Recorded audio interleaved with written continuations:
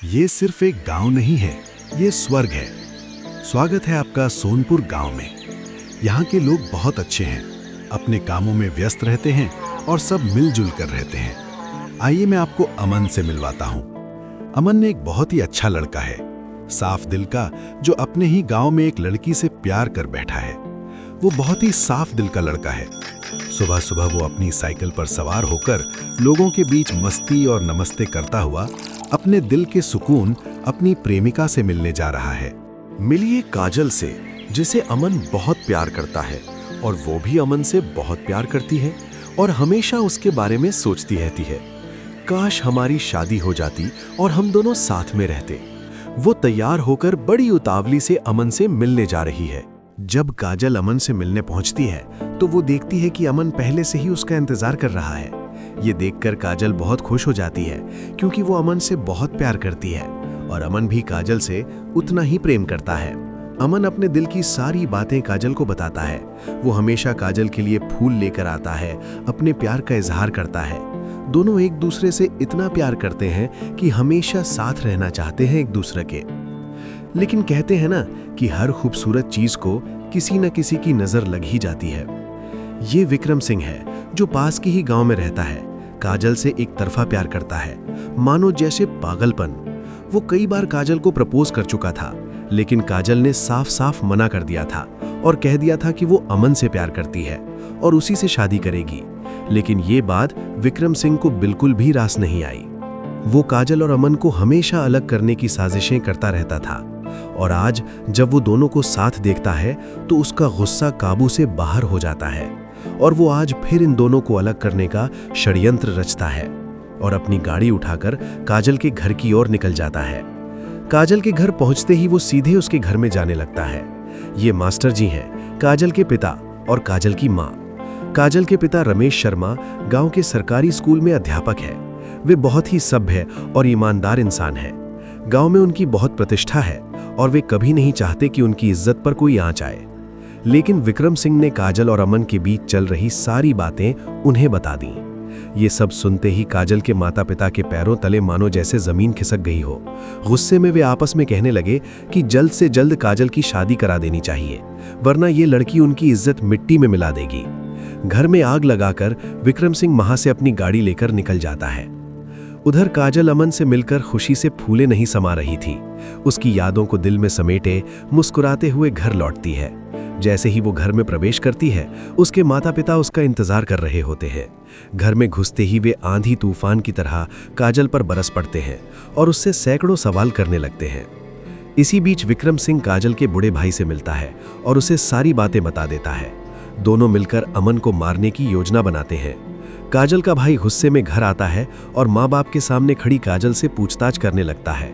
गुस्से में वो काजल पर हाथ भी उठा देता है। काजल फूट फूट कर रोने लगती है। इसके बाद काजल का भाई और विक्रम सिंह गाड़ी लेकर अमन के घर पहुंच जाते हैं। अमन का घर ज्यादा दूर नहीं था और बदकिस्मती से उस दिन वो घर पर अकेला था। दोनों इस मौके का फायदा उठाकर अमन को बुरी तरह पीटते हैं। अमन को काफी चोटें लगती हैं। वो रोता है और उदास हो जाता है, ये सोचकर कि क्या प्यार करने की यही सजा है। उधर काजल कई दिनों से अमन से बात न होने के कारण बेचैन थी और अमन के बारे में ही सोचती रहती थी। एक रात वो चुपके से घर से निकलकर अपनी सहेली पूजा मिश्रा के घर जाती है और उसे सारी बात बताती है। पूजा से मोबाइल लेकर वो अमन को फोन करती है। अमन फोन उठाता है और पिछली रात खुद पर बीती सारी बात को काजल से बताता है। काजल उसे मिलने के लिए बुलाती है। अगले दिन जब गांव में सब लोग अपने कामों में व्यस्त होते हैं, उसी समय काजल अमन से मिलने के लिए चोरी से जाती है, लेकिन उसे जाते हुए विक्रम सिंह देख जाता है। मंदिर के पास जाते ही अमन को देखकर वो खुशी से उसे कसकर गले लगा लेती है। दोनों अपनी अपनी सारी बातें एक दूसरे को बताते हैं। काजल कहती है कि अब मुझे यहाँ नहीं रहना है, मुझे तुम्हारे साथ जीना है। बस कुछ दिन और, फिर हम कहीं दूर जाकर शादी कर लेंगे। लेकिन ये सब विक्रम सिंह चुप कर देख रहा था। वो ये बर्दाश्त नहीं कर पाता और सोचता है कि ऐसा क्या किया जाए जिससे मैं इन दोनों को हमेशा के लिए अलग कर सकूं। एक दिन जब काजल अपनी सहेली पूजा मिश्रा के घर पर रहती है, तभी वहां विक्रम पहुंचकर काजल से कहता है कि अमन किसी और लड़की से प्यार करता है और उसी से शादी करेगा। तुम्हें बस टाइम पास के लिए यूज कर रहा है। भोली भाली बेचारी काजल उसकी बातों में आ जाती है और अमन से नाराज हो जाती है। इधर अमन काजल से बात न होने की वजह से परेशान होकर वो काजल के घर जाता है तो काजल उससे सीधे मुंह बात तक नहीं करती है और दरवाज़ा बंद कर लेती है। अमन हर रोज प्रयास करता रहता था कि शायद काजल मान जाए, लेकिन काजल उसकी एक न सुनती। ये सब विक्रम सिंह देखता है और सोचता है कहीं अमन काजल को फिर से मना न ले और काजल फिर अमन से प्यार न करने लगे। वो सोचता है ऐसा क्या किया जाए जिससे अमन को हमेशा के लिए अपने रास्ते से हटा सके। अंत में वो अपने दोस्तों के साथ मिलकर एक प्लान बनाता है और उन्हें एक रात अपने घर पर बुलाकर सबको दारू पिलाता है और सबको समझाता है कि कैसे अमन को अपने रास्ते से हटाना है। उसके बाद वो अमन को फ़ोन लगाकर कहता है कि तेरी काजल को मैंने तुझसे अलग किया है, अगर दम है तो आजा जंडल में मिल ले आके। इधर अमन काजल से बात न होने की वजह से बेचैन था। वो गुस्से में कहता है तो वहीं रुक, मैं आ रहा हूँ। बेचारा अमन अकेले साइकिल से जंगल में चला जाता है। इधर विक्रम अपने लड़कों के साथ हथियार लेके तैयार रहता है। जब अमन वहां पहुंचता है तो विक्रम से पूछता है तूने ऐसा क्यों किया। विक्रम कहता है मैं काजल से शादी करना चाहता हूं।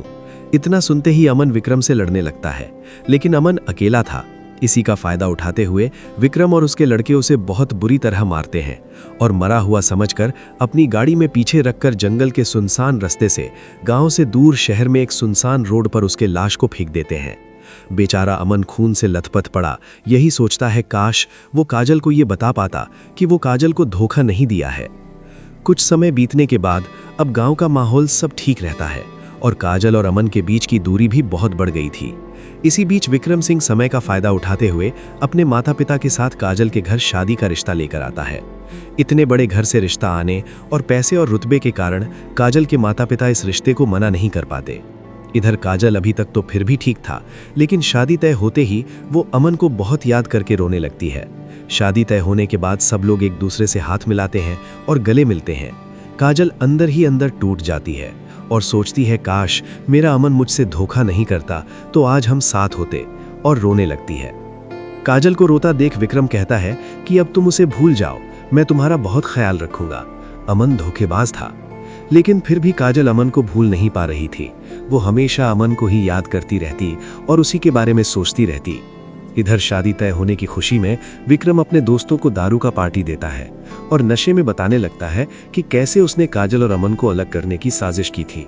पीछे खड़ी काजल की सहेली पूजा मिश्रा सुन लेती है और वो आश्चर्यचकित हो जाती है और सोचती है क्यों ना काजल को बताया जाए। अभी शादी में कई दिन है, तब तक शायद सब सही हो जाए।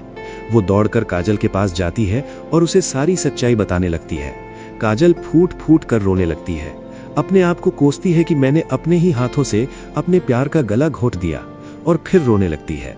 वो पूजा से उसका मोबाइल मांगकर अमन को फोन लगाती है, लेकिन उसका फोन नहीं लगता है। तो वो अमन को ढूंढने उसके गांव में जाती है, लेकिन उसका कुछ पता नहीं लगता है। वो अगल बगल हर जगह अमन का फोटो लेकर पता करती है, लेकिन कहीं उसका पता नहीं चलता है। वो बस से शहर में जाती है, लेकिन वहां भी अमन का कुछ पता नहीं चलता है। फिर वो उदास मन से घर के लिए लौट आती है। इधर शादी का दिन भी नजदीक आ गया था। घर में शादी की तैयारियां चल रही थीं। घर में खुशी का माहौल था, लेकिन काजल को अमन की यादें मानो दीमक की तरह अंदर ही अंदर खाए जा रहा था। एक दिन जब काजल विक्रम से बात करना चाहा, तो काजल उसे 4 बातें सुनाकर चली जाती है। काजल के पिता उसे पैसे देकर शहर भेजते हैं ताकि वो अपनी शादी के लिए अपने पसंद की साड़ी खरीद सके। उदास मन से काजल अपनी सहेली के साथ शहर जाती है। वहां भी वो अमन को ढूंढती रहती है, लेकिन अमन कहीं नहीं दिखाता है।